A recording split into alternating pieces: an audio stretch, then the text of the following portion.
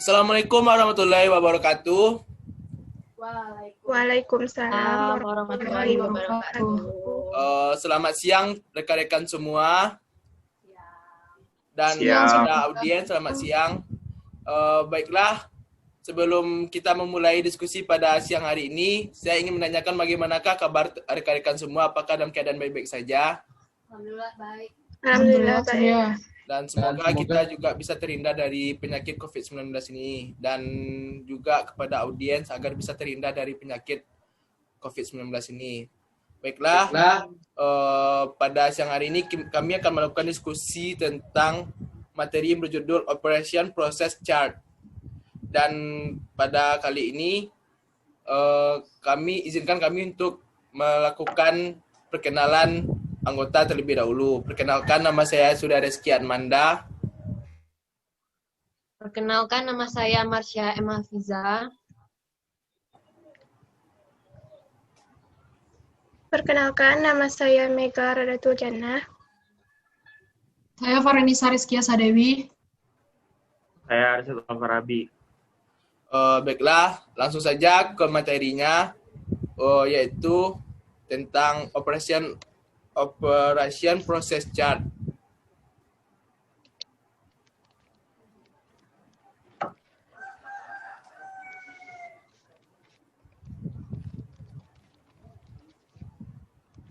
Pertama, kita akan membahas tentang tujuan, waktu penggunaan, cara penggunaan, dan kasus dan studi kasus. Kepada Arsyad dipersilakan untuk mempresentasikan. Yang pertama adalah pengenalan Operation Process Chart. Pada pengenalan Operation Process Chart, bagan yang menunjukkan urutan kronologis operasi, inspeksi, kebutuhan waktu, dan bahan yang digunakan dalam proses manufaktur. Yang kedua adalah urutan bagan yang dimulai dari kedatangan bahan mentah hingga pengemasan jadi suatu produk. Yang ketiga adalah bagan proses operasi, memberikan sekilas detail manufaktur dan bisnis. Yang terakhir ada simbol OPC, lingkaran untuk operasi, sedangkan persegi untuk inspeksi. Selanjutnya kepada Marsha Emma Fiza, dipersilakan. Selanjutnya saya akan membacakan materi tentang tujuan dari OPC. Tujuannya secara umum itu adalah untuk acuan membuat tata letak baru.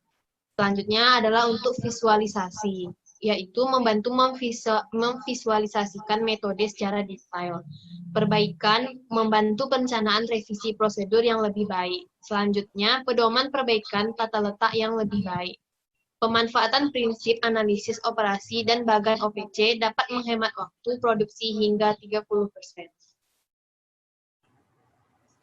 Untuk selanjutnya,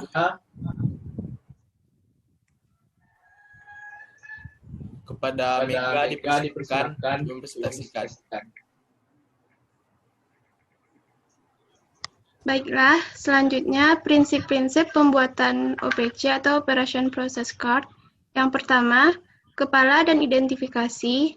Yang kedua, material dalam posisi horizontal. Selanjutnya, pembuatan penomoran kronologis dan penomoran inspeksi berbeda dengan operasi. Selanjutnya, produk yang mengalami operasi terbanyak dipetakan terlebih dahulu dan lambang dalam arah vertikal. Selanjutnya, dipersilakan kepada Farenisa. Selanjutnya mengenai kapan saja OPC dapat digunakan. Operation Process Chart dapat digunakan pada saat suatu pabrik atau pihak produksi ingin melihat tahapan-tahapan atau langkah proses pengerjaan material yang dimulai dari bahan baku mentah hingga menjadi komponen atau produk jadi. Yang kedua, dapat juga digunakan ketika ingin melihat informasi yang diperlukan untuk analisis produksi dalam jangka panjang. Dan yang terakhir, dapat pula digunakan sebagai acuan mencatat kegiatan operasi dan pemeriksaan, serta kegiatan penyimpanan. Saya akan menjelaskan.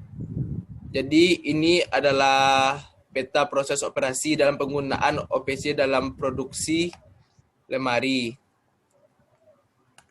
Selanjutnya yaitu penggunaan OPC. dari bagan OPC tersebut, dapat diketahui bahwa proses pembuatan lemari terbagi atas komponen papan, pintu, handle, engsel, dan sekrup. Waktu yang dibutuhkan selama pengukuran, pemotongan, perataan, pengeboran, dan perakitan adalah selama 165 menit kurang lebih. Lalu proses perakitan lemari tas ini diawali dengan menyiapkan komponen-komponen yang telah dibentuk, yaitu papan bawah, 2 buah papan samping, papan tengah, papan atas, papan belakang, pintu bawah, dan pintu atas, serta beberapa peralatan yang digunakan. Jadi kesimpulan pada materi kali ini yaitu kami dapat mengambil kesimpulan OPC ini dapat digunakan sebagai acuan pembuatan tata letak baru atau pengembangan tata letak yang sudah ada. Lalu estimasi waktu, kebutuhan komponen, dan anggaran biaya dapat diperoleh dengan membuat OPC suatu produk. Baiklah, mungkin itu saja presentasi kami pada siang hari ini. Kami dari kelompok 5 dengan mata kuliah APSK kelas B dengan dosen pengampu yaitu Ibu Hilma Raymond Zandri. Baiklah rekan-rekan semua, terima kasih atas waktunya. Maaf apabila ada kesalahan. Wabillahi taufiq wal hidayah. Wassalamualaikum warahmatullahi wabarakatuh. Waalaikumsalam warahmatullahi wabarakatuh.